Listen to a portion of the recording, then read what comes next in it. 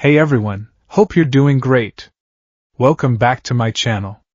In today's video, we'll dive into what if Deku was in Stranger Things. Smash that subscribe button, and be sure to peek at the description below. Let's begin. The Eren Yuehai's support course development studio thrummed with a unique kind of chaos. It smelled of ozone, hot metal, and the cloying sweetness of an energy drink spilled 3 days ago. Wires snaked across the floor like metallic ivy, blinking with rogue LEDs. Half-finished gadgets, affectionately dubbed babies, by their creator, lay strewn across every available surface, their metallic shells gleaming under the harsh industrial lights. In the center of this maelstrom of innovation stood its architect, Hatsume, her pink dreadlocks tied back in a greasy knot, a pair of multi-lens goggles pushed up on her forehead. Her wild yellow eyes, magnified by the lenses, were fixed on Izuku Midoriya. "It's perfectly safe, Midoriya-kun. 98% safe, anyway," she chirped, her voice a rapid-fire staccato of unchecked enthusiasm. She patted the device in front of him, a metallic harness connected by thick, coiled cables to a backpack-sized power source. The centerpiece, strapped to the chest plate, was a circular apparatus of polished chrome and swirling glass, inside which a tiny, brilliant point of light pulsed like a captive star. "My dimension-splicing rapid translocator is going to revolutionize hero work. Imagine, a hero pinned down in a collapsing building in Hosu? Zip! They're evacuated to a safe zone a kilometer away. A villain making a run for it? Zap! A hero appears directly in their path. It's the ultimate support item for mobility and tactical repositioning." Izuku swallowed hard, his own gaze flickering between Hatsume's manic grin and the humming device. He was here because she'd cornered him after class, rambling about needing a test subject with a high-energy biodynamic signature. And his inability to say no to someone who needed help had, once again, landed him in a precarious situation. "Hatsume-san," he began, his voice barely a squeak. "It looks amazing. Really. But what's the other 2%? Minor spatial distortions. Possible temporal displacement. A teensy, tiny chance of being smeared across the quantum foam like butter on toast," she rattled off, waving a wrench dismissively. "Standard disclaimers. We just need to test its short-range stability. I'll teleport you from this spot." She pointed to a chalk circle on the floor. "To that spot over there." She gestured to another circle 20 feet away, right next to a pile of what looked like sentient toasters. Easy peasy. Izuku's mind, ever the analyst, was already racing. Short-range teleportation. The applications are incredible. It could change rescue operations entirely, reduce collateral damage by moving civilians out of the line of fire. But the power source, it's drawing directly from the gym's main grid, and it looks unstable. The capacitors are humming at a frequency that suggests they're already near capacity. And she hasn't shielded the core processor. A strong enough electromagnetic pulse could. His thoughts were cut short by a tremendous, ground-shaking boom that echoed from the adjacent training facility, Gamma Gym. The lights in the studio flickered violently. "Sounds like Kaken's getting his afternoon workout in," Izuku muttered, a bead of sweat tracing a path down his temple. Hatsume, however, was oblivious. "Excellent! A power surge! That'll give us the extra juice we need for a real-world stress test," she yelled, her grin widening impossibly. Before Izuku could protest, she slammed a large, red button on her console. "Bon voyage, my little hero!" It happened all at once. The power surge from Bakugo's explosion hit the unshielded translocator. The humming whine of the capacitors escalated into a piercing shriek. The point of light in the chest piece didn't just pulse, it exploded into a blinding vortex of emerald and cerulean. Izuku felt a sensation that was utterly alien, not a push, but a pull. A violent, irresistible tug from every direction at once, as if the universe had hooked a fishhook into every single one of his atoms and was trying to reel him in. Green lightning, the telltale sign of one for all, erupted from his body, not by his command, but as a purely instinctual defense. It wrapped around him, a crackling cocoon of raw power, but it didn't stop the process. Instead, it seemed to merge with the translocator's energy, twisting the blue of the portal into a sickly, chaotic green. The world around him dissolved. The steel walls of the lab, Hatsum's shocked face, the pile of toasters, they all smeared into a kaleidoscope of screaming color and agonizing sound. He felt his body stretch, compress, and twist in ways it was never meant to. It was like being born and dying at the same instant. Then, just as suddenly as it began, it stopped. The pulling sensation vanished, replaced by the unforgiving law of gravity. He was falling. The impact was brutal. He crashed through a canopy of unseen branches that whipped and tore at him, then slammed into the soft, wet earth with a sickening thud. The translocator on his chest sparked violently and went dead, its polished glass face cracked and dark. For a long moment, there was only the sound of his own ragged, desperate breaths and the gentle patter of rain on the forest floor. Pain was the first thing to register. A dull, throbbing ache that radiated from his spine and a dozen smaller, sharper pains from the branches that had lacerated his hero costume and the skin beneath. He groaned, pushing himself onto his elbows. His head swam with vertigo, the world tilting on a nauseating axis. He wasn't in the development studio. He wasn't anywhere near UA. Towering, skeletal trees loomed over him like ancient sentinels, their dark bark slick with rain. The air was cold, biting with a November chill that seeped through the tears in his costume and into his bones. It smelled of pine needles, damp soil, and decay. And it was dark. Not the artificial, light-polluted dark of the city, but a deep, oppressive blackness that swallowed the light and seemed to press in on him from all sides. The only sound was the rain and the whisper of the wind through the pines. It was a silence so profound it felt loud. Hatsum-san? He called out, his voice hoarse. It was absorbed by the woods, leaving no echo. He was alone. Panic began to bubble in his chest, hot and acidic. He scrambled to his hands and knees, his gaze falling on the translocator.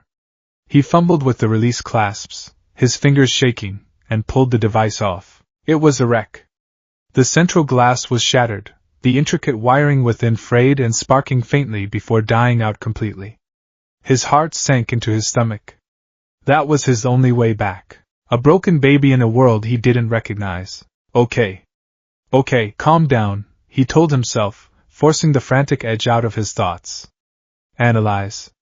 What would All Might do? He wouldn't panic. He would assess the situation and act. Step 1. Figure out where I am. Step 2. Find help. Step 3. Find a way home. He tried to stand, but his legs trembled, feeling strangely weak and disconnected, a lingering side effect of the dimensional schism. It felt like the exhaustion after using One for All, but deeper, more cellular. The journey had drained him. It was then that he heard it, a sound that cut through the tranquil patter of the rain like a razor. It was a shriek, but not of any animal he knew. It was wet, guttural, and layered with a horrifying, chittering undertone. It was a sound of pure, predatory hunger. It was followed by the high-pitched, terrified scream of a young boy. Help! Somebody, help me! Izuku's blood ran cold. The exhaustion, the fear, the disorientation, it all vanished, vaporized by the single, overriding instinct that had been drilled into him since the day he first saw All Might smile. Someone is in danger. Without a second thought, he lurched to his feet. He had to help. He had to save them. He channeled the familiar power of One for All, expecting the surge of energy, the green lightning coiling around his limbs. Nothing happened. He tried again, gritting his teeth, focusing on that ember of power within him. He felt a faint flicker, a spark where there should have been a bonfire. The dimensional transit had utterly depleted him. He was running on empty. No, not now! He gasped, pushing himself forward, stumbling through the thick undergrowth in the direction of the screams. The boy's cries were cut off abruptly, replaced by that same monstrous, gurgling shriek, now sounding farther away. He pushed through a final line of thorny bushes, his costume snagging and tearing further, and emerged onto a narrow, paved road. It was empty. A single bicycle lay on its side, its front wheel still spinning lazily. A light attached to the handlebars cast a lonely, flickering beam into the oppressive darkness. Of the boy, and whatever had taken him, there was no sign. Izuku fell to his knees on the cold asphalt, his body finally giving out. The rain plastered his green hair to his forehead. He stared at the spinning bicycle wheel, at the empty road, and a profound, crushing sense of failure washed over him. He was a hero in training. His entire purpose was to save people, and on his very first night in this strange, terrifying new world, he had arrived too late. He had failed.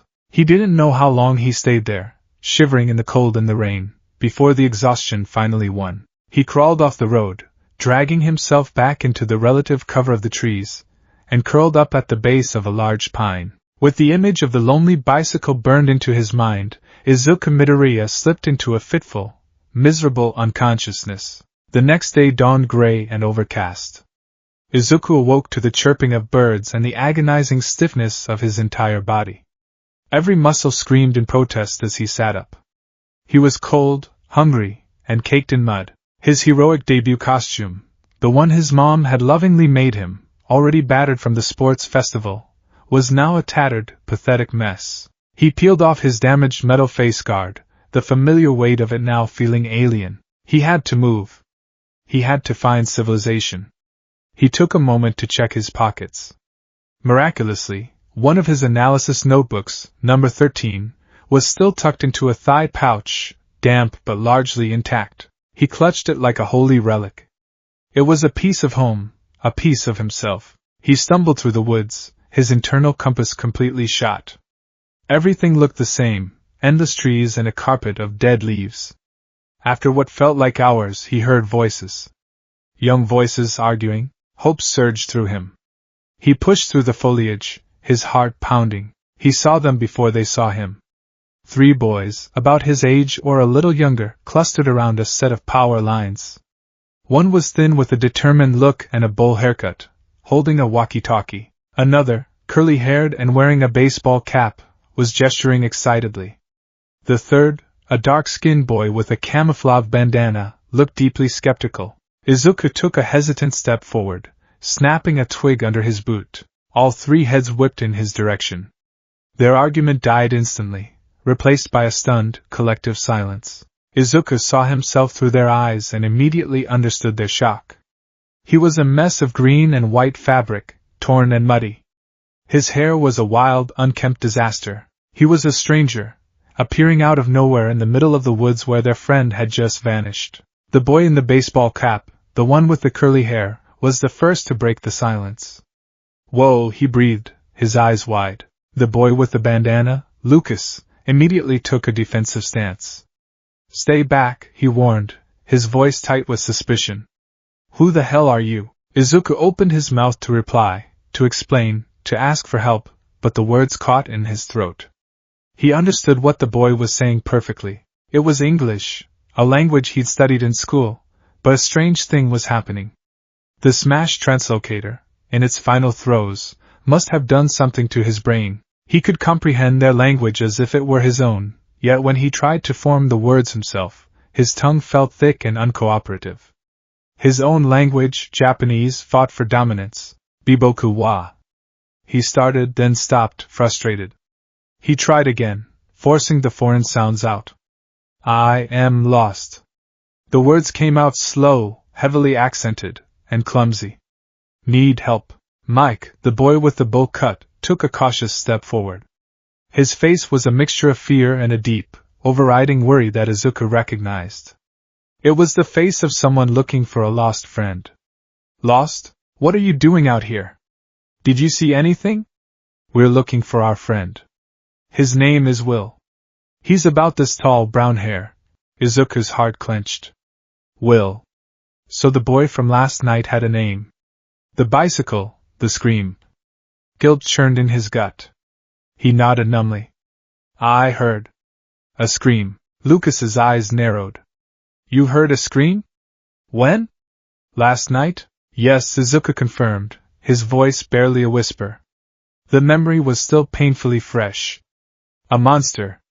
He didn't know the English word for gnome or villain, so he settled for the most basic term. The boy's scream had been human, but the other sound, that was pure monster. "A monster?" Lucas scoffed, exchanging a look with Mike. "Great.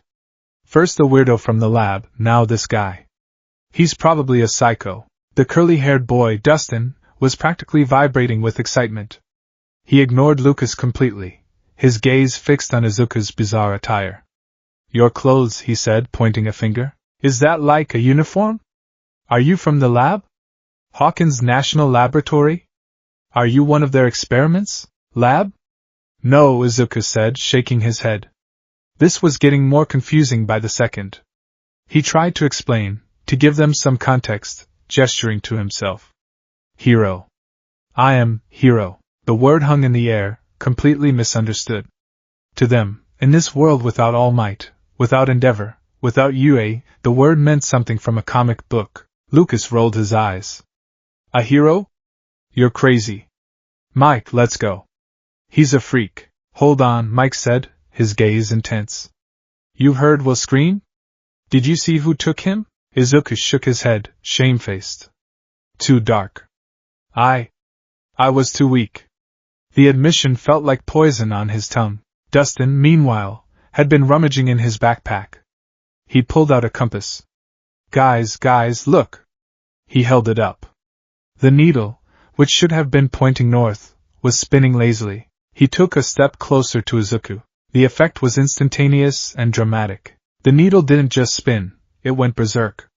It whirred around the dial at an impossible speed, a frantic, metallic blur slamming against the glass case with audible tings. It was as if Izuku himself was a magnetic pole, a walking, talking distortion of the natural world. Dustin's jaw dropped.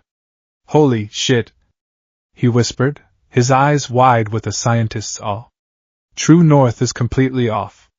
It's not the gate, it's him. Izuku stared at the compass, then at his own hands. The residual energy from the dimensional jump. It was still clinging to him, radiating from him, warping the magnetic field around him. He was a living anomaly. The sight was the last straw for Lucas. He raised the sturdy walking stick he'd been carrying, pointing it at Izuku like a spear. His face was a mask of fear and hostility. I knew it, Lucas said, his voice trembling slightly. You're not lost. You're part of this. You're dangerous. He took another step back, pulling Mike with him. You showed up the same night Will disappeared. You're dressed like a space alien, and you make compasses go crazy. Mike looked from Lucas's terrified face to Dustin's fascinated one, then back to the strange boy in green. He saw the torn costume, the exhaustion in his eyes, the genuine distress on his face. He saw someone just as lost and scared as he was. Who are you? Lucas demanded, his voice sharp, cutting through the forest quiet. What are you? Izuku looked at the three boys. One ready to fight him, one ready to dissect him, and one who just looked desperate for an answer, for any hope at all. He had no easy answers for them. He was a hero without his power, a student without his school, a boy a universe away from his home.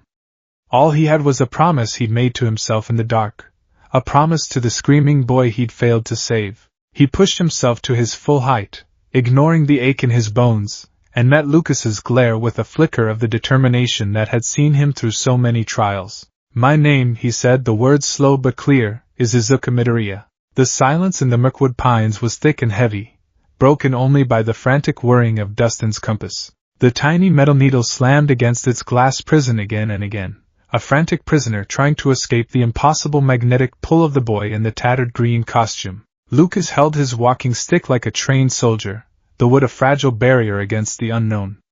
Mike stood frozen between them, a nexus of desperate hope and paralyzing fear. Who are you? Lucas repeated, his voice sharper this time, laced with the bravado of a boy trying to sound braver than he felt. What are you? Izuku Midoriya felt a wave of frustration wash over him. He understood every word, every nuance of suspicion and terror in their voices. The translocator's parting gift was a cruel one, perfect comprehension with crippled speech. It was like having a library in his head but only being able to read the titles aloud. He took a shallow breath, forcing his brain to sift through the unfamiliar vocabulary he'd learned in his English classes, a subject he'd always found less interesting than Heroics 101. My name is Izuku Midoriya, he repeated, the syllables feeling foreign and clumsy on his tongue. He pointed to himself, then made a gesture that he hoped conveyed travel, a swooping arc with his hand. I am from far. Very far. Far like Florida? Dustin asked, finally tearing his gaze away from the compass. Far like Russia? Lucas countered, his eyes narrowed. Are you a spy? Is that some kind of commie uniform? No! Izuku shook his head vigorously, the motion making him dizzy. The word spy was one he knew, and the accusation stung. He was the opposite of a spy. His entire ethos was built on being a bright, visible symbol. Hero, he said again, pointing to his chest, to the spot where the translocator had been. He wished he had his license provisional card, something official, but that was a world away. I save people. He then pointed in the direction he'd come from, towards the road. The boy. Will. I heard him. I tried to help. His voice cracked on the last word, the shame of his failure a fresh, open wound. Mike's expression softened. The aggressive suspicion faded, replaced by an intense, searching gaze. You tried to help? He's lying, Lucas snapped. He's probably the one who took him. The compass, Lucas, Dustin argued, shoving the spinning device towards his friend. Unless he swallowed 100 magnets for breakfast, this is a massive distortion of the local electromagnetic field. We read about this stuff. Interdimensional travel can theoretically leave a residual energy signature. What if he's not from Earth at all? What if he's from the upside down? Lucas shot back, his voice dropping to a conspiratorial whisper. What if he's one of them? Izuku's head was spinning, trying to process their rapid-fire conversation. Upside down? Interdimensional travel? They were closer to the truth than they could possibly imagine, but their context was all wrong. They were children grappling with concepts that would make most of Power Loader's top students' heads explode. Enough! Mike's voice cut through the argument. He took a decisive step towards Izuku, ignoring Lucas's frantic gesture to stay back. He looked Izuku directly in the eyes. You said you heard him. That's more than anyone else. That's more than we have. He made a decision, the weight of leadership settling on his young shoulders. We can't just leave him here. He could help us, or he could lead us into a trap, Mike. Lucas insisted. What choice do we have? Mike retorted, his voice filled with a raw desperation that quieted everyone. Will is gone. The cops are useless. My mom is trying to pretend everything is normal. He heard Will. The three friends lapsed into a tense, silent standoff. Izuku watched them, his analytical mind kicking in despite his exhaustion. Lucas was the pragmatist, wary and logical. His suspicion was a defense mechanism. Dustin was the scholar, driven by an insatiable curiosity. The unknown wasn't a threat to him. It was a puzzle to be solved. And Mike. Mike was the heart. He was driven by loyalty and a fierce love for his friend. It was a dynamic not unlike his own classmates at UA. Finally, Mike turned back to Izuku. We'll help you, he said. But you have to come with us. And you have to be quiet. If any adults see you, it's over. Izuku nodded, a profound sense of relief washing over him. It wasn't a home, but it was a start. It was help. I will be quiet, he promised. The journey to Mike Wheeler's house was a masterclass in suburban stealth. They crept through backyards, ducked behind meticulously trimmed hedges, and scurried across manicured lawns. For Izuku, it was a surreal cultural tour. The houses were so different from his apartment complex in Muzurifu, sprawling, single-story structures with wide front yards and strange, boxy cars parked in driveways. Everything was clean, orderly, and eerily quiet. It felt like a movie set. Dustin peppered him with a constant stream of questions in a hushed, excited whisper. So, where are you from? Is it another planet? Do you guys have Dungeons & Dragons there?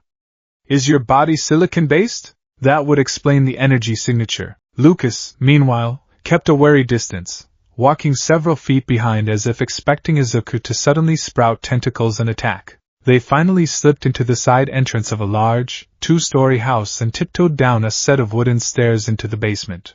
The moment the door clicked shut behind them, the boys let out a collective sigh of relief. The basement was a sanctuary. It was cluttered and lived in, a stark contrast to the pristine neighborhood outside. A large, round table covered in graph paper, strange dice, and miniature figurines dominated the center of the room. Posters of movies Izuku had never heard of, The Thing, Jaws, adorned the wood-paneled walls. A worn plaid couch sat against one wall, and a collection of electronic gadgets and board games was piled in a corner. This was their fortress. Okay, Mike said, flicking on a lamp that cast a warm, yellow glow over the room. You can stay here for now. But we need to get you out of that. He gestured to Izuku's ruined hero costume. A few minutes later, Izuku stood awkwardly in the middle of the room, dressed in a set of Mike's dad's old clothes. They were laughably ill-fitting. A horizontally striped polo shirt, the collar ridiculously wide, was tucked into a pair of brown corduroy pants that were too short, exposing his ankles. He felt less like a hero and more like a strange, overgrown child playing dress-up. The boys, however, seemed to think it was a vast improvement. Okay, much more normalish, Dustin declared. They sat him down on the couch, the three of them forming a semicircle around him on the floor, their expressions ranging from Lucas's continued suspicion to Dustin's barely contained glee. All right, E.T., Lucas said, crossing his arms. Start talking. For real this time. What's a quirk? He mimicked the strange word Izuku had tried to use in the woods. Izuku's brow furrowed. Explaining the fundamental nature of his reality with a 100-word vocabulary was going to be an impossible task. Words were failing him. But he had another tool. He reached for the damp notebook still tucked in the pouch of his discarded costume. He opened it to a fresh page, pulled a pen from its spine loop, and began to draw. His first sketch was rough but clear, a towering figure with two distinct tufts of hair rising like horns, a massive, V-shaped smile plastered on his face. He drew lines of power radiating from a clenched fist. Who's that? Your dad? Mike asked. Izuku shook his head, a reverent look on his face. He pointed to the drawing, then tapped his chest. Number 1. Hero, he said, the words full of awe. All might. All might? Dustin repeated, tasting the name. Sounds like a comic book character. Izuku ignored him, already starting a new drawing. This one was a sprawling complex of buildings, the main one shaped like a giant H. He labeled it in clear block letters, UA. UA? Mike read aloud. Is that the lab? No. School, Izuku clarified. School for heroes. Lucas let out an exasperated sigh. A school for heroes? Like in X-Men? This is bullshit. He's making it all up. Izuku's pen flew across the page again. This time, he drew a series of simple stick figures. One had fire coming from its hands. Another was stretching its arms to an impossible length. A third was floating in the air. Underneath them all, he wrote the only word he had for it, first in Japanese, then in English letters, quirk. Dustin's eyes lit up. So, superpowers. You're saying people where you're from have superpowers? Izuku nodded enthusiastically, a flicker of hope in his eyes. Maybe they were starting to understand. 80% of people, he said, holding up 8 fingers. It is normal. 80%? Dustin gasped, his mind reeling with the statistical implications. That's a global genetic deviation. A dominant mutation on an unprecedented scale. So you have a quirk? A superpower? Is that why the compass went crazy? Izuku nodded again, though he knew the compass was more from the journey than his actual quirk. He held up his right hand, the one scarred from his repeated, self-destructive smashes. He pointed to the mangled flesh. My quirk is power. Big power. He then mimed his arm breaking, making a wince of pain.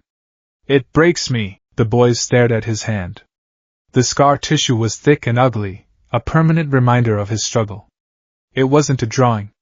It was real. Lucas's hard expression wavered for the first time. The proof was right there, etched into the boy's skin. He was still suspicious, but a seed of doubt had been planted. Mike, however, was focused on the core issue. Can it help us find wool? Can it fight the monster you heard? Izuku looked down at his hands. He thought of the flicker of energy he'd felt earlier, the profound exhaustion that still clung to him. He was nowhere near 100%. But he was a hero. And a hero never gives up. Yes, he said, his voice quiet but firm. I can fight. The boys had to go to school. They left him in the basement with a box of Eggo waffles, a jug of water, and strict instructions not to make a sound, move from the basement, or open the door for anyone. The silence that descended after they left was absolute. Left to his own devices, Izuku's analytical nature took over. He couldn't just sit and wait. He began a quiet, methodical exploration of his temporary prison. He examined the boys' bicycles, noting their simple chain and pedal mechanisms, a far cry from the solar-assisted models he was used to seeing. He studied the posters, committing the strange faces and titles to memory. Then, his eyes fell on the Dungeons & Dragons table. He picked up a hand-drawn map of a place called the Border Ethereal. He looked at the character sheets, filled with meticulous handwriting. There were stats for Dustin the Dwarf and Lucas the Ranger. And then he found the one that made his breath catch in his throat. It was titled, Will the Wise. The page was filled with details. Will's character was a wizard, a cleric, with spells for healing and protection. There were little doodles in the margins of a cloaked figure holding a staff, warding off shadowy monsters. He saw the care and imagination that had been poured into this character, into this world. He saw the passion. It felt familiar. He thought of his own notebooks, crammed with detailed analyses of heroes, their quirks, their support gear, their fighting styles. He thought of the hours he had spent studying, drawing, and dreaming, pouring all of his soul onto the page. Will was the same. He was a creator, a strategist, a dreamer. Staring at the character sheet, Izuku felt an overwhelming wave of empathy. Will wasn't just a name anymore. He wasn't just a scream in the dark or a mission to be completed. He was a boy like him, a boy who loved stories and created worlds to escape into. A kindred spirit, a renewed, fiercely personal determination solidified in Izuku's chest. The guilt from the night before was still there, a heavy weight in his gut, but now it was forged into something stronger. It wasn't just a hero's duty anymore. It was a promise. He would find Will the Wise. He would bring him home. The day dragged on. He nibbled on the strange, dry waffles and practiced his English by reading the backs of board game boxes. As evening approached, he heard the familiar thumping of feet on the stairs. He quickly sat back on the couch, trying to look as if he hadn't moved all day. The door swung open, and the boys tumbled in, but they weren't alone. They were arguing in frantic whispers, and with them was a small, waifish figure dwarfed by Mike's oversized coat. When the figure stepped into the light, Izuku's eyes widened. It was a girl. A girl with a shaved head, dressed in a faded yellow t-shirt that hung off her bony frame. Her face was pale and smudged with dirt, and her eyes, large, dark, and haunted, darted around the room, taking in everything with a feral intensity. She looked like a cornered animal. The basement, which had been Izuku's secret sanctuary, now held another. Mike, this is a bad idea, Lucas was saying. First him. He jabbed a thumb at Izuku. Now her? She's a freak. She made the bully pee his pants. She knows about the gate. She has powers, Lucas, Mike insisted. They both do. Maybe they can help each other. The girl's terrified gaze landed on Izuku. She flinched, pulling back behind Mike as if expecting a blow. Izuku remained perfectly still, keeping his hands open and visible. His hero training kicked in, overriding his surprise. Subject is scared, potentially traumatized. Do not make any sudden movements. Speak in a calm, non-threatening tone. The girl, however, didn't seem to be looking at him so much as through him. Her dark eyes were unfocused, her head tilted slightly. Izuku felt a strange tingling sensation at the back of his neck, a faint psychic pressure that was utterly alien. It was like she was scanning him. He felt a flicker of his own dormant power, the ember of one for all, stir in response to her probe. It was a tiny, involuntary spark, but in the quiet of the basement, it felt like a flare. The girl's eyes snapped into focus, locking onto his. A flicker of recognition, of surprise, crossed her face. Her lips parted, and she spoke a single, soft word. Bad. Then she pointed at his scarred right hand. Hurt. Izuku blinked, stunned. She wasn't looking at his appearance, or his strange clothes. She was sensing the broken, chaotic nature of his quirk. She could feel the pain it caused him. The boys fell silent, watching the bizarre, silent exchange. Her name is 11, Mike said softly, as if introducing royalty. This is, well, we're calling him Izuku. Izuku gave a small, hesitant nod. Hello?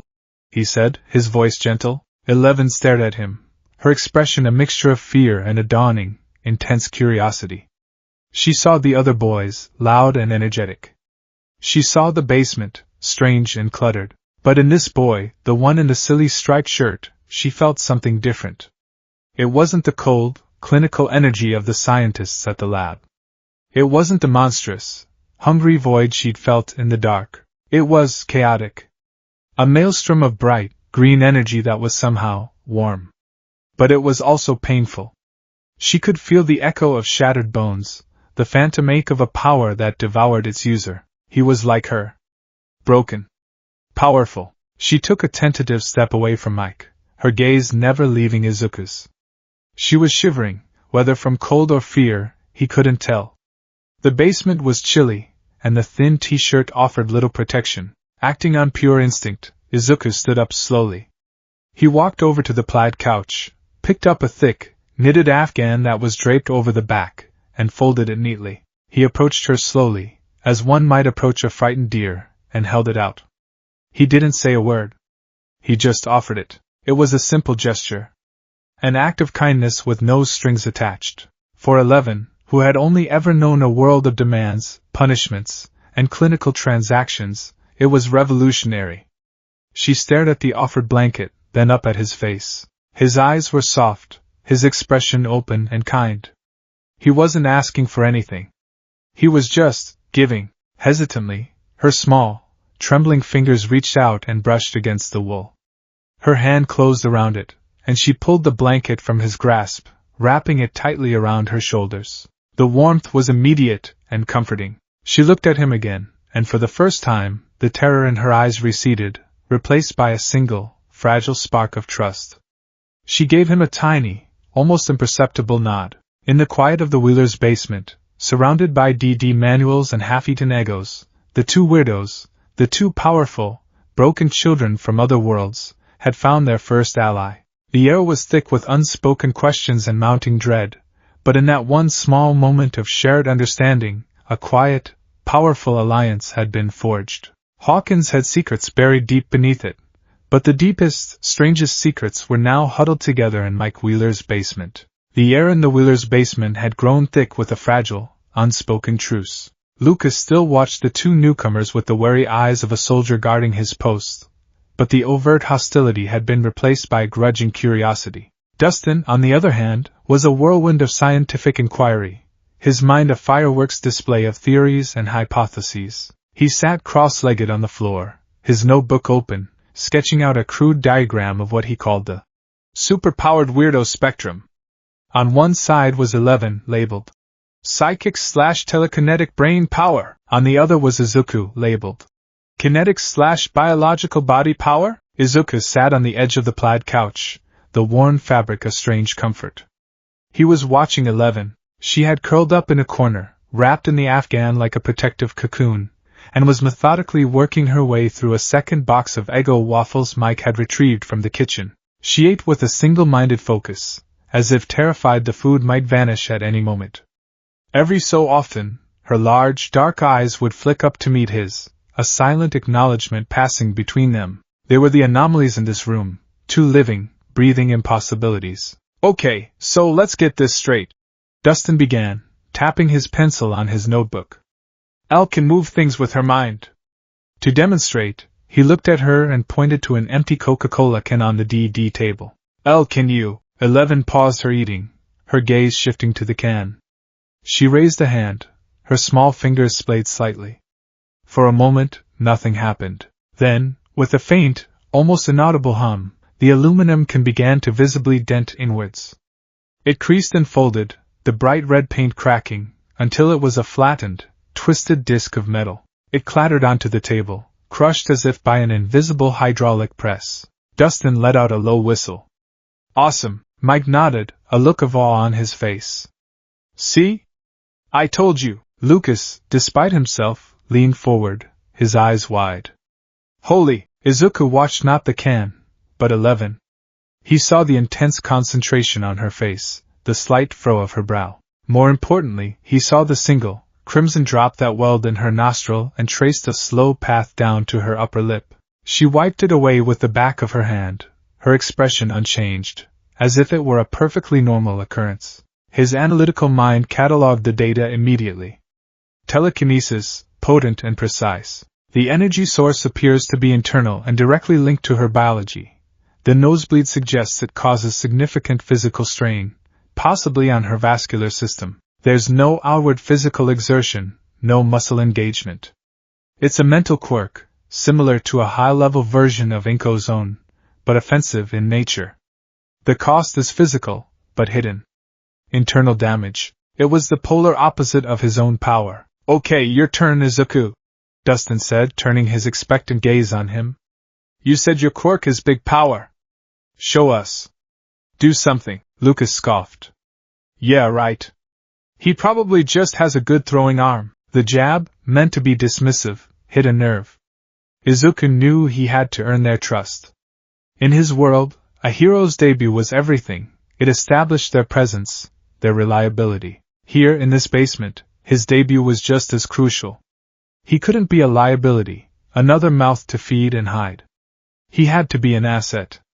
He had to prove he was more than just a lost boy in goofy clothes. He was a hero, and heroes pulled their weight. Okay, he said, his voice quiet. He stood up. Not in here. The memory of his power destroying a school hallway during his battle with Todoroki was still fresh. He would not risk damaging the Wheelers' home. He led them up the stairs and through the side door into the darkening backyard. The air was crisp and cool. A neatly trimmed lawn stretched out to a wooden fence, and a lonely swing set stood motionless in the corner. It was a picture of peaceful suburbia. So? Lucas challenged, crossing his arms. Izuku scanned the yard, his eyes landing on a fist-sized, gray rock near the edge of a flower bed. That would do.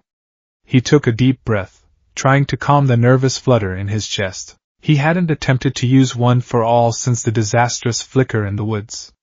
He didn't know how much power he had left. The transit had left him feeling scraped raw, like the battery of his very soul was nearly depleted. He walked over to the rock, then took a dozen paces back, giving himself room. He fell into a low stance, one leg forward, a posture All Might had shown him. What's he doing? Lucas muttered to Mike. I don't know. Mike whispered back, his eyes glued to Izuku. Izuku closed his eyes, shutting out the world. He reached for the ember. He pictured the lineage of One for All, the ghostly figures of his predecessors, their combined will and power residing within him. He pictured All Might's smiling face, his booming encouragement. You can do it, young Midoriya. Focus, he felt it. A weak, tentative warmth spreading from his core. It wasn't the roaring bonfire he was used to, but it was there. A flickering candle in the dark. He carefully drew on it, coaxing the energy not into his arms. They were too prone to breaking, but down into his right leg. 5%, he thought, the number a mantra. Just 5%. Control it. Don't let it break you. Full cowling, faint, emerald sparks, like green fireflies, began to dance around his leg. A low hum vibrated through the ground. The boys took an involuntary step back. The power felt electric. Alive. Whoa! Dustin breathed. Izuku's eyes snapped open. He pushed off his back foot, his body a blur of motion. It was slower than he was used to, sluggish, but to the others, it was impossibly fast. He swung his leg in a clean, powerful arc. Delaware! Smash! He grunted, the name a reflexive habit. But instead of channeling it through his fingers for an air blast, he let his foot make contact. He didn't aim to shatter the rock. He aimed to move it. His sneaker connected with the stone with a sharp crack. The rock didn't just skitter away.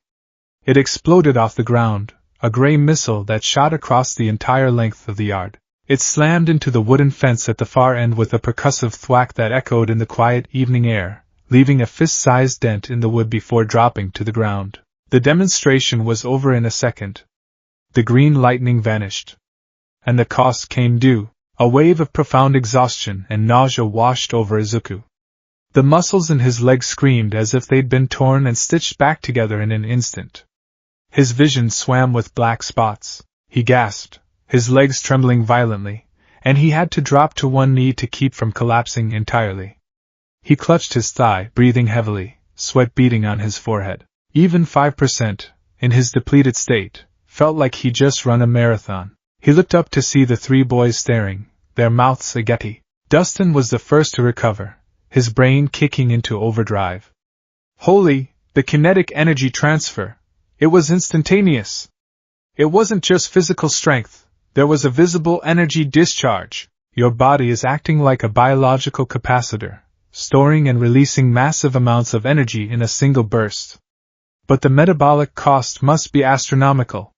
Is that why you're so tired? He was practically vibrating, a million questions fighting to be the first one out of his mouth. Mike was simply stunned into silence.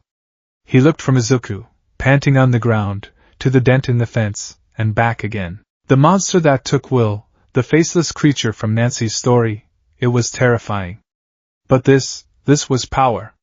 Real, tangible power. Can you do that to the monster? He asked, his voice full of a desperate, fragile hope. Lucas, however, looked even more terrified than before. He backed away slowly, his face pale. This wasn't like Eleven's quiet, controlled demonstration. This was violent. Explosive. Unpredictable. He looked at Izuku not as a potential savior, but as another loose cannon, a human grenade that had just been dropped into their lives. The boy's own power was physically breaking him. What would happen if he lost control?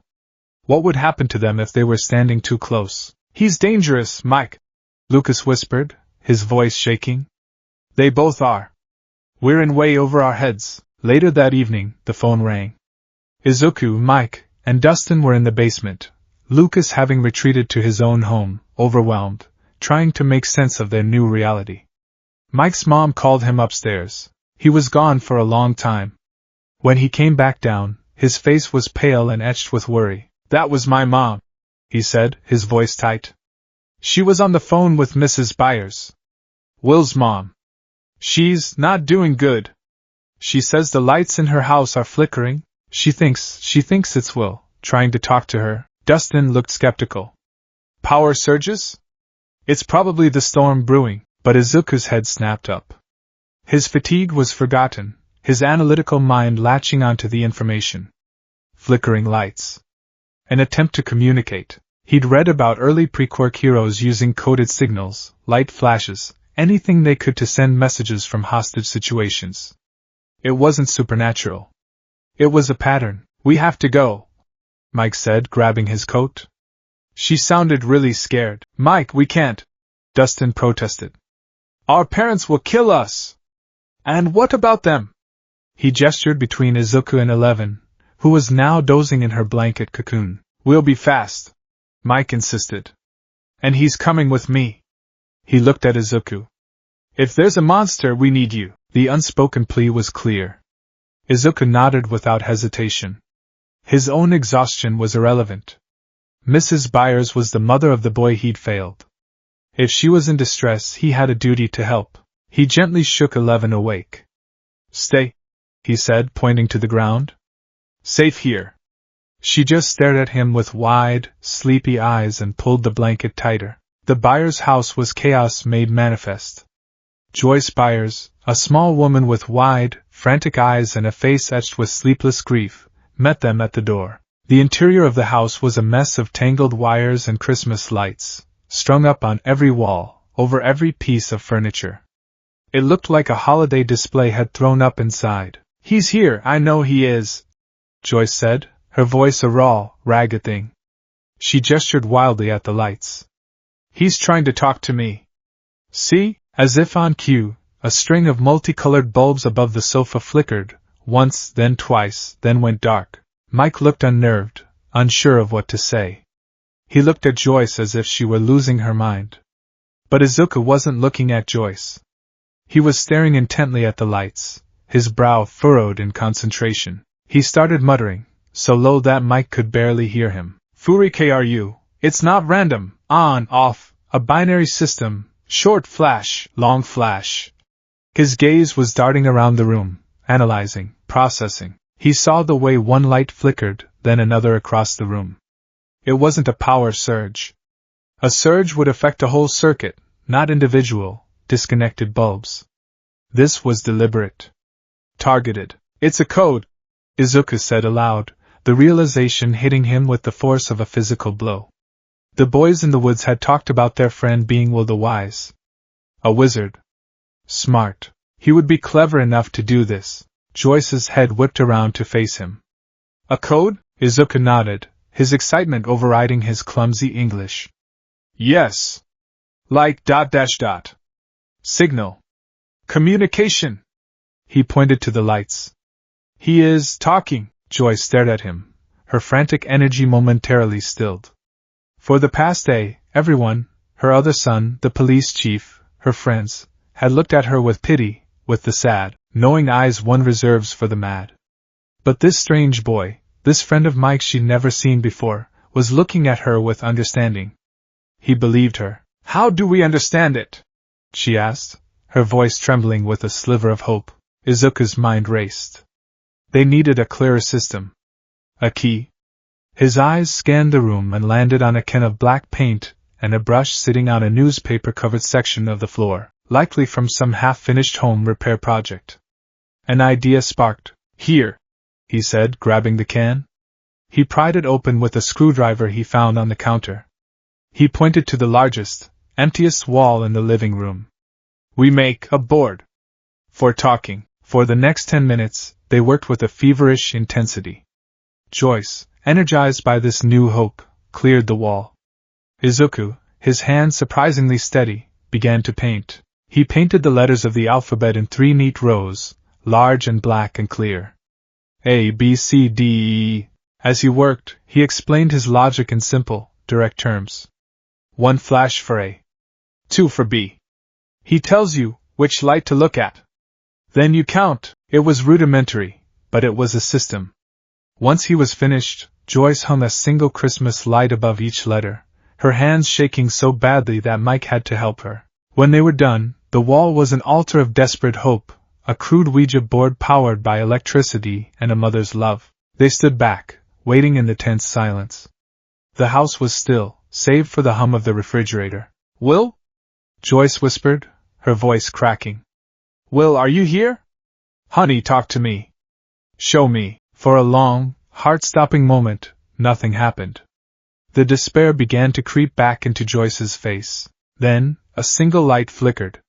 The one above the letter R. Joyce gasped, her hand flying to her mouth. Another light blinked to life, above the U, and then a third above the N.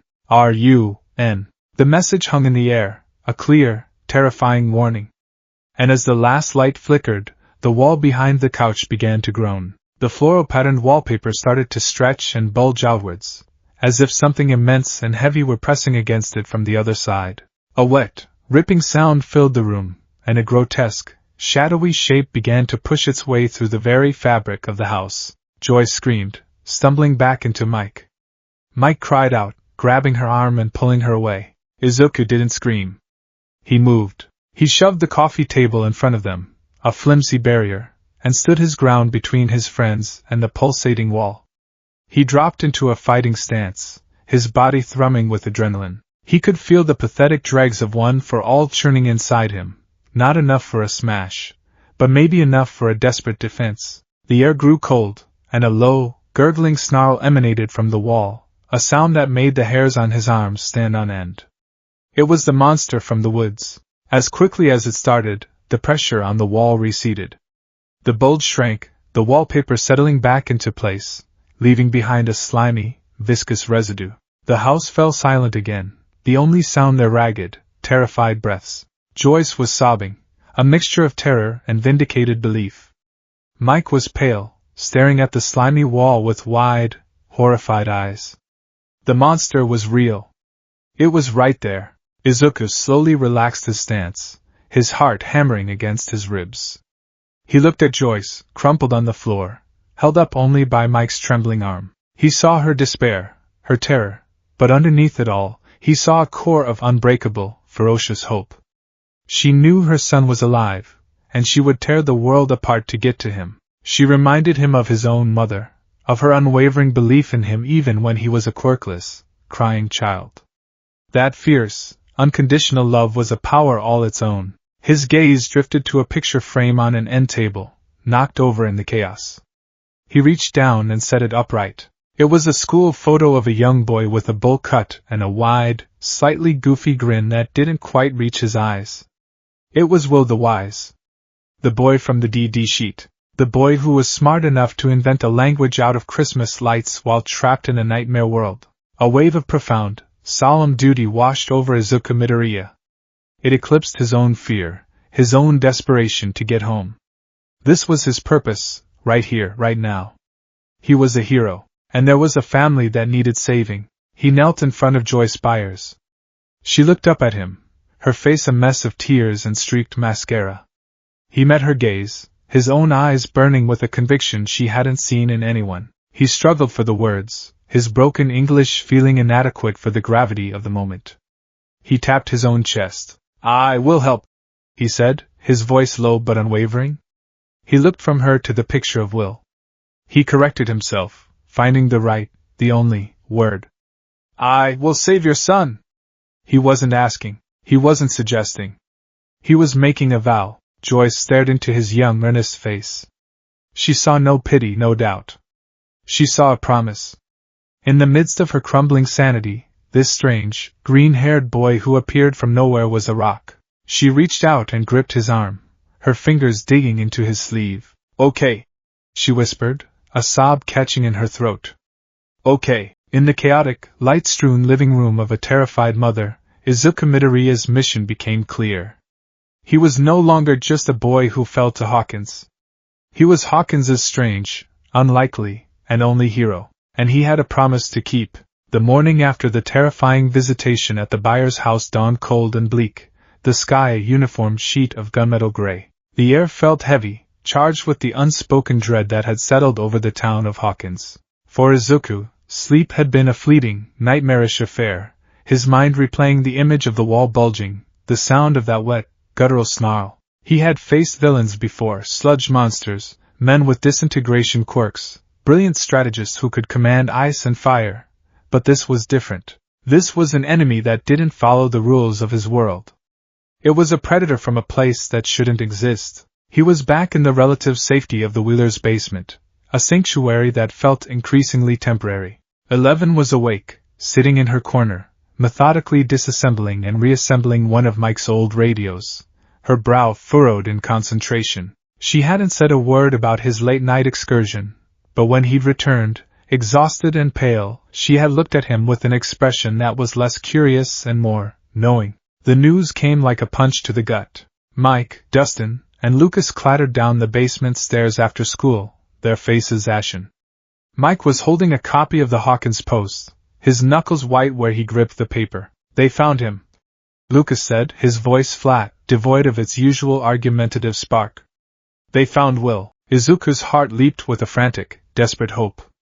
"He is okay?"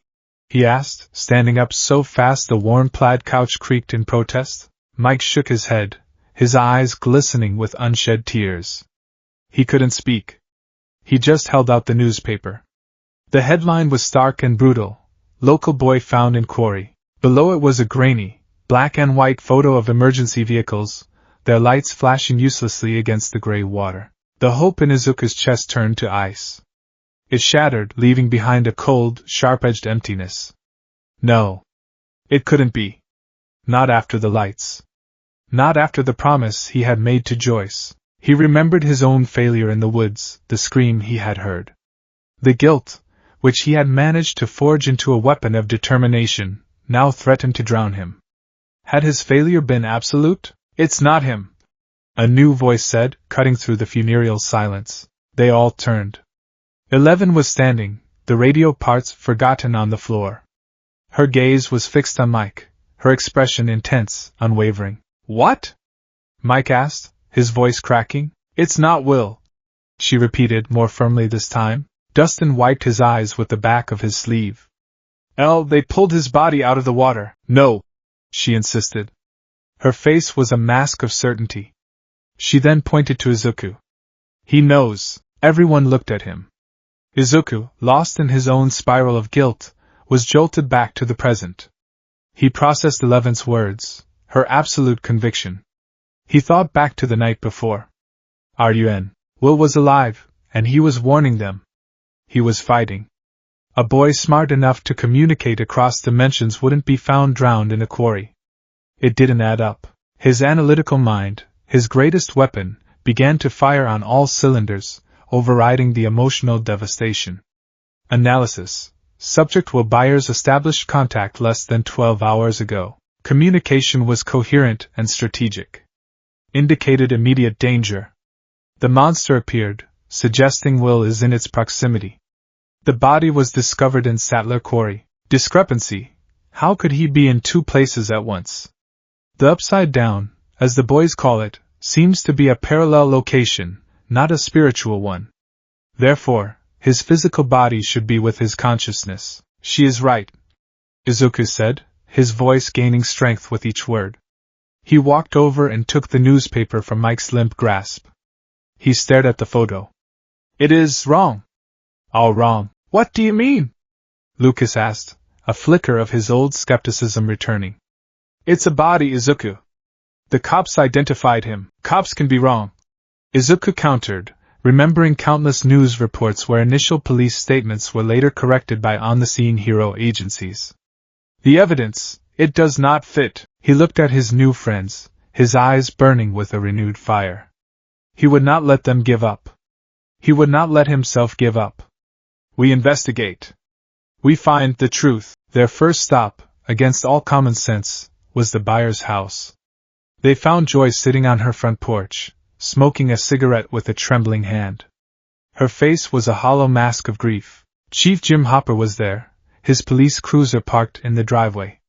He was a large, imposing man with a world-weary slump to his shoulders, but his eyes were sharp and missed nothing. He was trying to talk to Joyce, his voice a low, patient rumble, but she was unresponsive. When she saw the boys, a flicker of life returned to her eyes. She saw Izuku, and her expression crumpled. You promise, she whispered, the words a raw accusation. The promise is not broken, Izuku said, stepping forward, ignoring Hopper's suspicious glare. Your son, he is alive. I feel it. He didn't know how to explain the logic, the discrepancy in the facts. It was a gut feeling, a hero's intuition honed by his obsessive analysis of thousands of similar cases from his own world. The body in the water is a lie. Hopper let out a tired, exasperated sigh. Kid, listen. I know you're trying to help, but you're not. You're giving her false hope. We have a body. We have a positive ID. It's over. No, Joyce said, suddenly straightening up. She looked at Izuku, then at Hopper. The spark of hope he had ignited the night before had been nearly extinguished, but it wasn't gone. It was now glowing with a defiant, almost manic light. He's right. It's not Will. Hopper looked from the grieving, hysterical mother to the strange, green-haired Japanese boy in the ill-fitting clothes. He saw the same insane conviction in both their eyes. He'd seen a lot of strange things in his time as a cop, but this was a new level of weird. He just shook his head and walked back to his cruiser, a man trying to impose order on a world rapidly descending into chaos. The quarry, Mike said once Hopper was gone.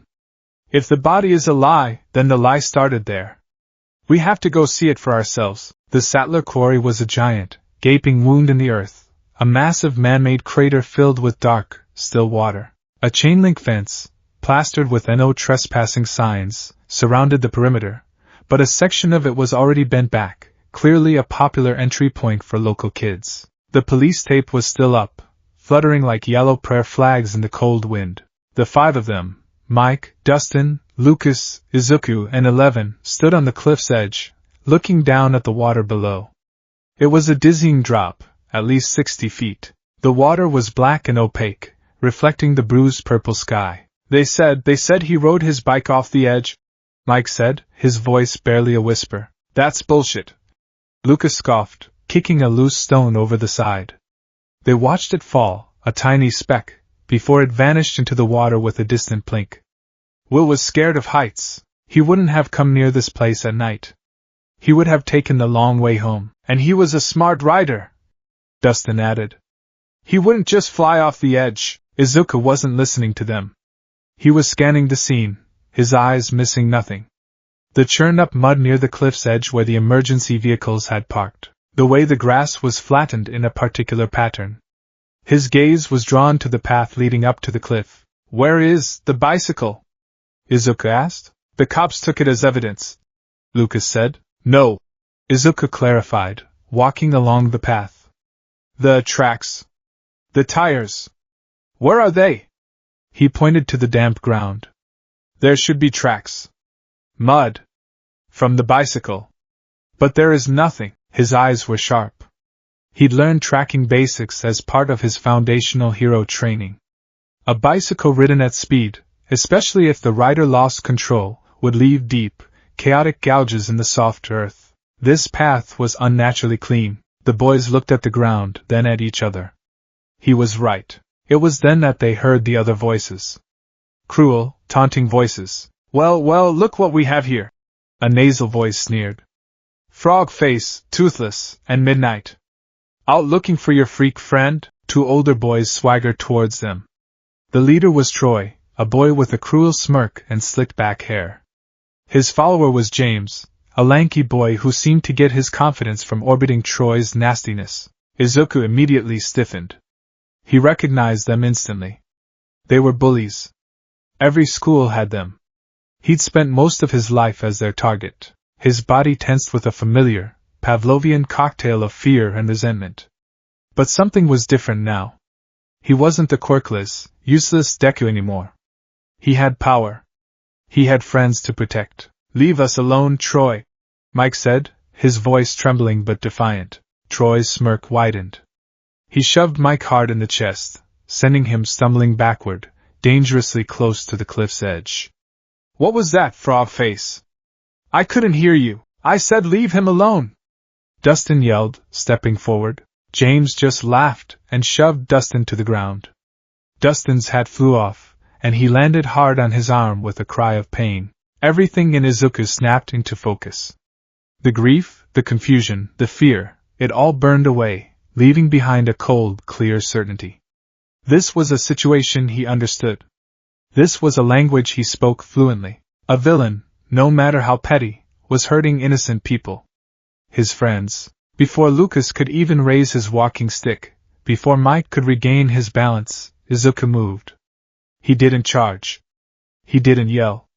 He simply stepped between Troy and Mike, his body a solid, immovable shield. His back was to his friend, his face towards the threat. It was a classic hero posture, drilled into him at UA. Troy, surprised by the sudden appearance of this weirdly dressed stranger, hesitated for a second. And who are you supposed to be? His mommy? He sneered. Izuku said nothing. He just stared, his green eyes, usually so soft and expressive, now hard as emerald ships. He was analyzing Troy. The boy's overconfident posture, the way he shifted his weight, the slight tremor in his hands that betrayed his own nervousness. He was all bluster. A low-level thug. Get out of my way, freak! Troy snarled, and he shoved Izuku in the chest. It was like shoving a brick wall. Izuku didn't budge an inch. He hadn't even activated his quirk. It was pure muscle control and a centered stance. Troy, embarrassed that his shove had no effect, drew back his fist. I said move! He was going to punch Mike. And Izuku knew he couldn't let that happen. But he also couldn't use a full power smash. He couldn't risk breaking his arm, not now. More importantly, he couldn't risk gravely injuring a middle school bully. A hero's duty was to incapacitate, not maim. He remembered All Might's words ringing in his head. The goal is always to save people, even from themselves. He needed a deterrent. A warning shot. Controlled. Precise. As Troy's fist flew towards Mike's face, Izuku acted. He didn't block the punch. He moved with it. He stepped forward, putting himself in the punch's path while simultaneously raising his hand. He channeled a tiny, minuscule fraction of 1 for all, not even 1%, into the tip of his middle finger.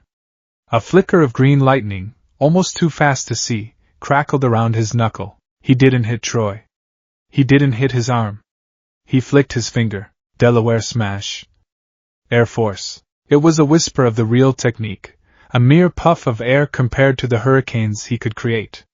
But it was more than enough. A compressed bullet of air, no bigger than a golf ball, shot from his fingertip.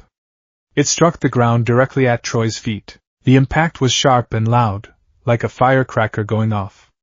A plume of dirt and gravel erupted upwards, stinging Troy's face and shins. The tiny shockwave, focused and precise, knocked his feet out from under him. He yelped in surprise, his punch going wide, and landed hard on his backside in a cloud of his own dust.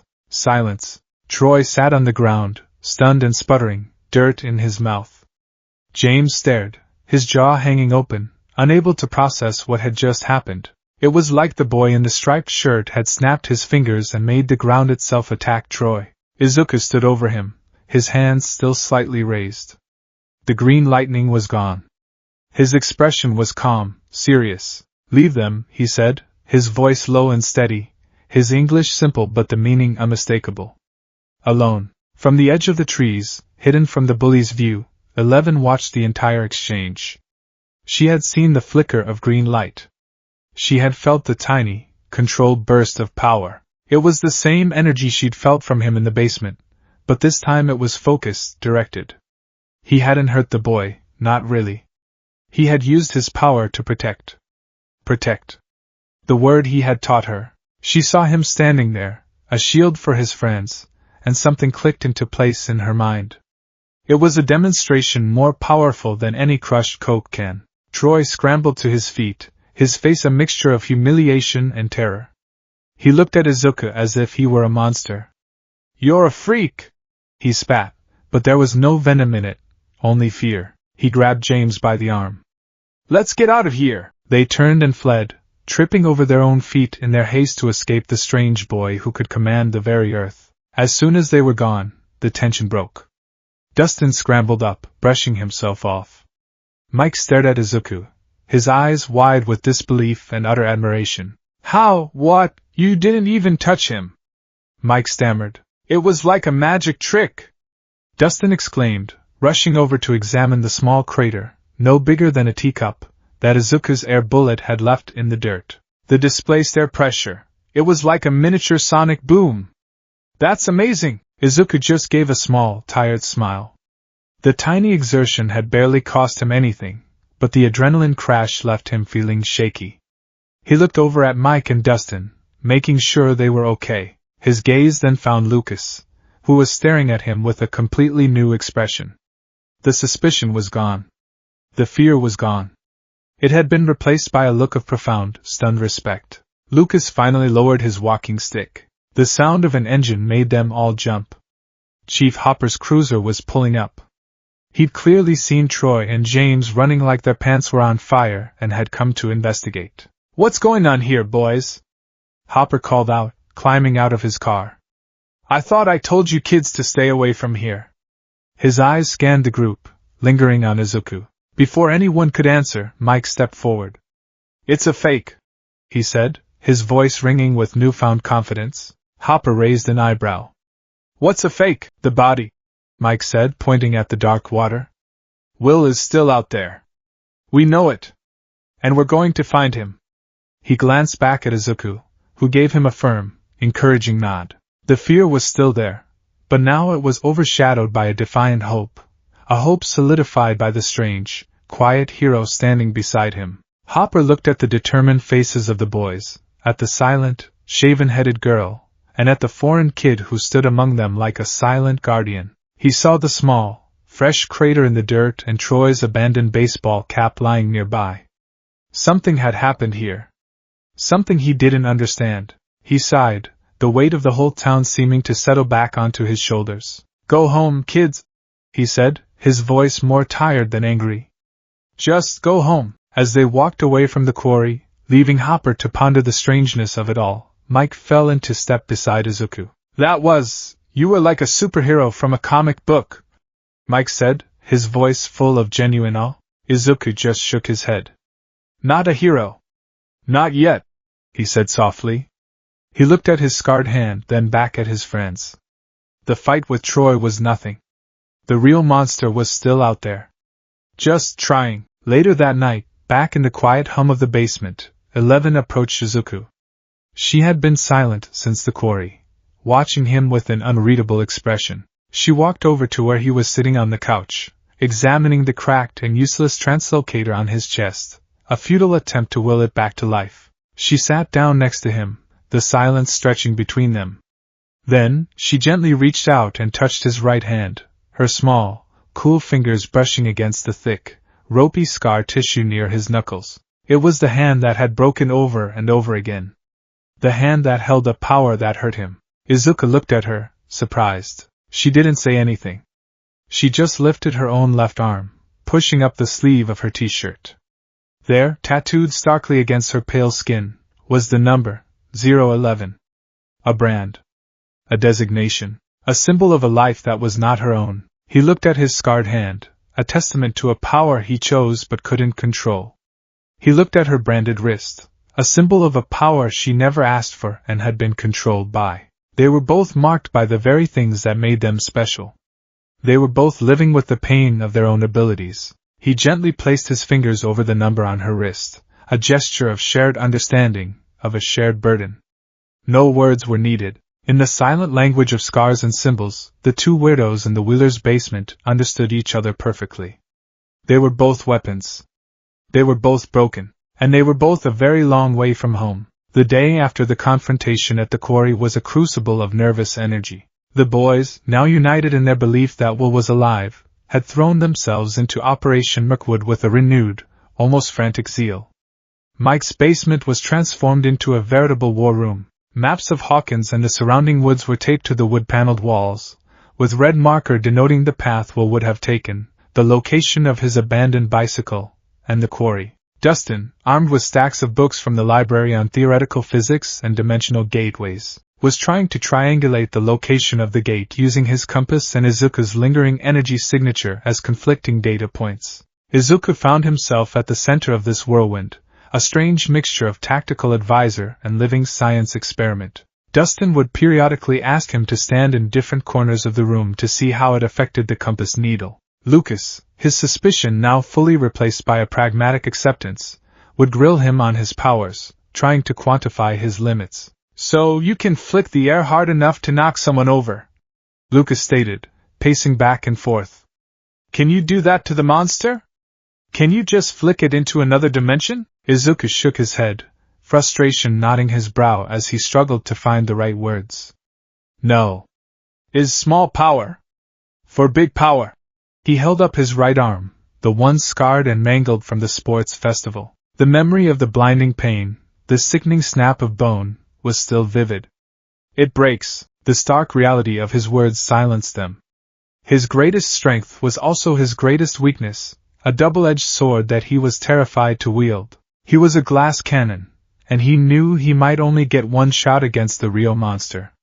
He couldn't afford to waste it. While the boys planned, 11 was engaged in her own form of investigation. She sat in the middle of the room with Mike's supercom radio, her eyes closed, one hand resting gently on the speaker. She was listening, as she called it, not with her ears, but with her mind, sifting through the static and stray frequencies, searching for a psychic echo, a whisper from well in the dark. It was during one of these sessions that the walkie-talkie crackled to life with voices that weren't their own. "Don't know what we're doing, Jonathan. We saw it. It wasn't a bear." The voice was strained, female, and familiar to Mike. "It was Nancy," Mike whispered, his eyes wide. He scrambled over to the radio. "My sister, I know what I saw, Nance," a male voice replied, tight with a mixture of fear and determination. "And I got a picture of it. It's not clear, but it's there." Izuku's head snapped up. "A picture? Photographic evidence?" This was a massive break. "We have to go back," Nancy's voice said. "We have to find it. We have to kill it." "Kill it? With what? My camera?" Jonathan's voice was laced with bitter sarcasm. "I'm getting my dad's gun," Nancy stated, her tone leaving no room for argument. "Meet me at my house in 20. We're going hunting." The transmission clicked off, leaving an echoing silence in the basement. The boys looked at each other, their faces pale. Their own theoretical, map-based investigation had just collided with the terrifying reality that Mike's older sister and Will's older brother were actively planning to hunt the monster. Alone. "This is insane!" Dustin exclaimed. "They'll be killed!" "A gun? Did they not see what it did to the buyer's wall? We have to stop them," Lucas said, grabbing his backpack. "No," Izuku said, his voice cutting through their panic. The word was sharp, decisive. It was the voice of a hero in training who had sat through countless tactical briefings with Aizawa. "Stopping them is wrong. They are motivated. They have seen the enemy. They are assets." "Assets?" Lucas repeated, baffled. "They're our siblings. They're going to get themselves eaten, so we help them," Izuku finished, his expression hardening with resolve. "A 2-person team is a scouting party, a 7-person team." He glanced at the boys, then at 11, who was watching him intently. "Is a hero squad. He wouldn't let anyone else face this thing alone. Not again." His failure to save Will on the first night was a wound that still festered. He would not fail again. "He's right," Mike said, a determined glint in his eye. "If they're going hunting, so are we." They met Nancy and Jonathan in the woods bordering the Wheeler property. The reunion was tense and fraught with disbelief. "What are you all doing here?" Nancy demanded, her face a mask of annoyance. She was holding a large, heavy-looking revolver, and the way she held it, awkwardly, with both hands, told Izuku she had no idea how to use it properly. Jonathan stood beside her, his camera bag slung over his shoulder, a baseball bat clutched in his hand. He looked less like a hunter and more like a terrified kid trying to convince himself he was brave. "We heard you on the radio," Mike said. "You can't do this alone. It's too dangerous. Go home, Mike," Nancy snapped, her big sister authority kicking in. "This isn't a game." "We know it's not a game," Dustin insisted. "We've seen it. And he pointed dramatically at Izuku, "has fought it." Nancy and Jonathan's eyes fell on Izuku. They had seen him at the buyer's house, the strange, quiet boy who had helped their mom with the alphabet wall. Now he was standing here in the woods, dressed in the same ridiculous striped polo shirt, his expression deadly serious. "Fought it?" Jonathan asked, his voice skeptical. Before Izuku could answer, a blood-curdling scream echoed through the woods. It wasn't human. It was the sound of an animal in mortal agony. Every one of them froze. The sound had come from deeper in the woods, near Steve Harrington's house, the place where Jonathan had taken the photo. "What was that?" Nancy whispered, her grip on the revolver tightening. "A target of opportunity," Izuku said, his voice low. His instincts took over, his mind shifting into tactical mode. "The monster, it is hunting. It is distracted." He looked at the older teens. "We go now, while it is busy. But we go quiet. And we go together." There was no more time for arguments. Nancy and Jonathan exchanged a look of grim acceptance and nodded. The mismatched squad of 7, 2 armed but terrified teenagers, 3 determined kids on bicycles, a silent psychic, and a hero from another world, moved as one into the deepening gloom of Mirkwood. The woods were darker now, the setting sun casting long, distorted shadows that looked like grasping claws. The air was cold and smelled of damp earth and pine. Izuku took the lead, his senses on high alert. He moved with a practiced silence that surprised the others, his feet barely rustling the thick carpet of leaves. He was listening, watching, analyzing every snapped twig, every rustle in the undergrowth. They found the source of the scream in a small clearing. A deer lay on the ground, its body horribly mangled, a dark pool of blood spreading out beneath it. It was still breathing, its breaths coming in shallow, ragged gasps. Its large, liquid eyes were wide with pain and terror. Nancy let out a small, horrified gasp, her hand flying to her mouth. Dustin turned away, his face green. "It's still alive," Jonathan said, his voice shaking. A low, wet, guttural clicking sound came from the trees just beyond the clearing. It was the same sound Izuku had heard from the buyer's wall, the same sound he'd heard on the night Will vanished. The monster was close. "Get back!" Izuku ordered, his voice a harsh whisper. He pushed the younger boys behind him, creating a human shield. He positioned himself between them and the sound, his body coiled like a spring. It emerged from behind a thick, ancient oak tree, unfolding itself from the shadows like a nightmare being born. It was tall and painfully thin, its limbs too long, its skin a pale, corpse-like gray that seemed to shimmer and writhe as if covered in a living slick of oil. It had no eyes, no nose, no features at all, just a smooth, blank expanse of flesh where a face should be. Then, its head peeled open like a grotesque flower, revealing not petals, but rows upon rows of needle-sharp teeth surrounding a gaping, fleshy maw. The Demogorgon. It ignored the humans completely. Its faceless head was bent towards the dying deer, from which a low, chittering sound of anticipation emanated. It took a step forward, its clawed feet sinking into the soft earth. For a moment, everyone was paralyzed, trapped in a bubble of pure, undiluted terror. This was not an animal. This was not a man in a suit. This was a violation of nature, a creature that had crawled out of a place of madness and decay. Jonathan was the first to break. A choked, terrified sound escaped his lips. The Demogorgon's head snapped up, its face turning towards them. It had heard him. It abandoned the deer, its new target acquired. It let out a horrifying, deafening shriek and charged. Time seemed to slow down. Izuku saw Nancy fumbling with the revolver, her hands shaking too badly to aim. He saw Jonathan frozen, his bat held uselessly at his side. He saw Mike and Dustin and Lucas huddled together, their faces masks of sheer terror. He saw another group of children cornered by a sludge villain. He saw a girl about to be crushed by a giant robot. He saw his mother's terrified face. A hero's body moves before they have a chance to think. "Get back!" Izuku roared, the command ripping from his throat. He didn't have time for a controlled finger flick. He didn't have time to weigh the consequences.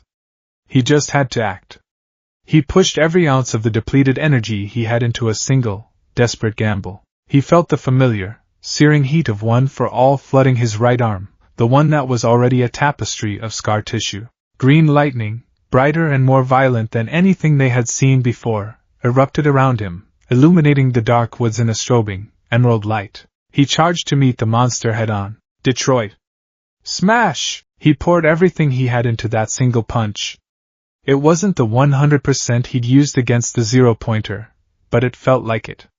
In his depleted state, it was a 5% smash that felt like a 50% one. His fist, wreathed in green energy, connected squarely with the Demogorgon's chest. The impact was explosive. A shockwave of concussive force erupted from the point of contact, sending a ripple through the air. The sound was like a thunderclap, sharp and violent, echoing through the trees. The Demogorgon, which had been moving with an unnatural, predatory grace, was lifted off its feet. It was thrown backwards, a 10-foot missile of shrieking flesh, and slammed into the trunk of a massive oak tree with enough force to crack the thick bark. It hit the ground in a crumpled heap, letting out a gurgling, bewildered screech of pure pain. For a glorious, triumphant second, Izuku felt a surge of victory. He had done it. He had landed a solid blow. Then, the agony hit him. It was a white-hot, blinding pain that shot up his arm from his knuckles to his shoulder. He looked down at his right arm and saw it hanging at an unnatural angle. Through the sleeve of his polo shirt, he could see the sickening, jagged line of bone pressing against the skin. He had shattered his radius and his ulna. Again, a raw, animalistic cry of pain was torn from his own throat, a sound that almost rivaled the monster's. He stumbled backward, clutching the ruined limb to his chest, his vision swimming with black spots. The world tilted violently, and he fell to his knees, gasping for breath against the overwhelming agony. The Demogorgon was not dead. It was not even close. It pushed itself up, its lithe body unfolding with a terrifying speed. It was disoriented, confused. Nothing in its dimension of pure predation had ever fought back like this. Nothing had ever hurt it like this. Its faceless head turned towards Izuku, and it let out a shriek not of hunger, but of pure, unadulterated rage. It was no longer hunting. It was exterminating a threat. It lunged, its clawed hand outstretched, aiming for Izuku's throat. The sight of Izuku's sacrifice, of his raw cry of pain, shattered the paralysis that had gripped the others. It was the catalyst they needed. No! Jonathan screamed. He finally broke out of his fear, a protective fury surging through him. He charged forward, swinging his baseball bat in a wild, desperate arc. The bat connected with the creature's side with a wet, sickening thud.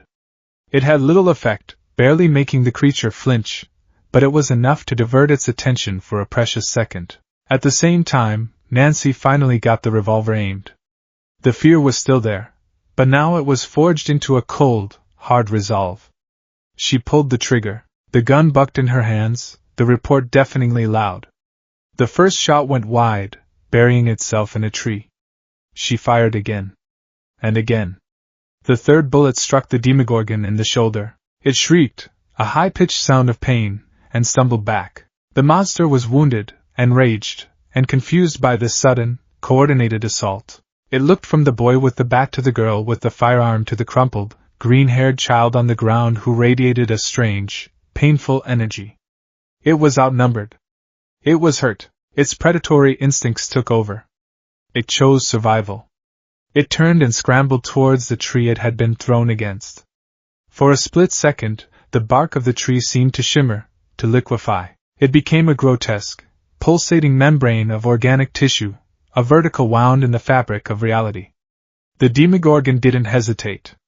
It dove headfirst into the shimmering portal. The portal snapped shut as quickly as it had opened, the tree trunk returning to normal in the blink of an eye. The only evidence it had ever been there was a faint, foul-smelling slime coating the bark. The woods fell silent. The only sounds were Nancy's ragged gasps, the frantic pounding of their hearts, and Izuku's soft, pained whimpers. Jonathan and Nancy rushed to his side. "Oh my God, your arm!" Nancy breathed, her eyes wide with horror. His arm was a mess, clearly and horribly broken. Jonathan, his face pale, looked from the broken boy on the ground to the slime-covered tree, then back to the dead deer. Everything the kids had said was true. The monster, the other dimension, the superpowers. It was all real. And this boy, this stranger, had just shattered his own arm to save them. "We have to get him out of here," Jonathan said, his voice shaking but firm. He gently took Izuku's good arm and slung it over his shoulder, helping him to his feet. Izuku cried out as the movement jostled his broken bones, his legs threatening to buckle under him. Mike, Dustin, and Lucas just stared, horrified and awestruck. They had seen his power in the backyard, a controlled demonstration. This was different. This was a real battle. They had seen the green lightning, the explosive impact, and the horrifying cost. They had seen their strange new friend sacrifice a part of himself to protect them without a moment's hesitation. In their minds, cluttered with the lore of Dungeons & Dragons, Izuku had just ceased to be a weird kid with a superpower. He had become a paladin, taking a critical wound to save the party. He had done exactly what a hero was supposed to do. As Jonathan and Nancy half-carried, half-dragged the severely injured Izuku away from the clearing, back towards the relative safety of the suburbs, the true nature of their enemy had finally been revealed to them all.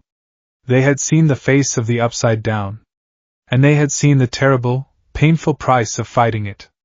The hunt was over. The war had just begun.